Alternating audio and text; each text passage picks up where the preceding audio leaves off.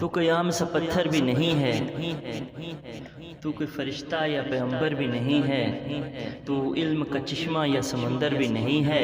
اور رب کی نگاہوں میں تو کمتر بھی نہیں ہے۔ جو کچھ بھی ہے تو اپنی حدوں کو پہچان،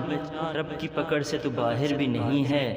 دنیا نہ بسا دل میں کہ دنیا کی حقیقت مچھر کے کسی پر کے برابر بھی نہیں ہے۔ تو اللہ کی شان بیان کرتے ہوئے شاعر جو ہے بڑے پیارے انداز میں کلام لکھتا ہے۔ تو شاعر کہتا ہے کہ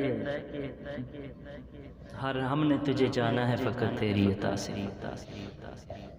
ہم نے تجھے جانا ہے فقط تیری عطا سے، سورج کے اجالے سے، فضاؤں سے، خلا سے، چاند و ستاروں کی چمک ضیاء سے، جنگل کی خاموشی سے، پہاڑوں کی انا سے، ہر پرہول سمندر سے، پر اسرار گھٹا سے، بجلی کے دمکنے سے، کڑکنے کی صدا سے، مٹی کے خزانوں سے، اناجوں سے، غذا سے، برسات سے، طوفان سے، پانی سے، ہوا سے، ہم نے تجھے جانا ہے فقط تیری عطا سے۔ گلشن کی بہاروں سے تو کلیوں کی حیا سے، معصوم سی روتی ہوئی شبنم کی ادا سے، لہراتی ہوئی باد سحر باد صبا سے، ہر رنگ کے ہر شان کے پھولوں کی کوا سے، چڑیوں کے چہکنے سے تو بلبل کی نوا سے، موتی کی ذاکت سے تو ہیرے کی ضیاء سے، ہوش کے جھلکتے ہوئے فن و قلع سے، ہم نے تجھے جانا ہے فقط تیری عطا سے۔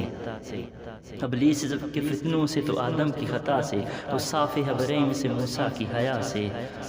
حضرت آجوب کی تسلیم و رضا سے، عیسیٰ کی مسیح سے، موسیٰ کی عصا سے، نمرود کے فرعون کے انجام فنا سے، کعبہ کے تقدس سے، مروہ و صفا سے، تورات و انجیل سے، قرآن کی صدا سے، یاسین سے، طٰہٰ سے، مزمل سے، نبا سے، ایک نور جو نکلا تھا کبھی غار حرا سے،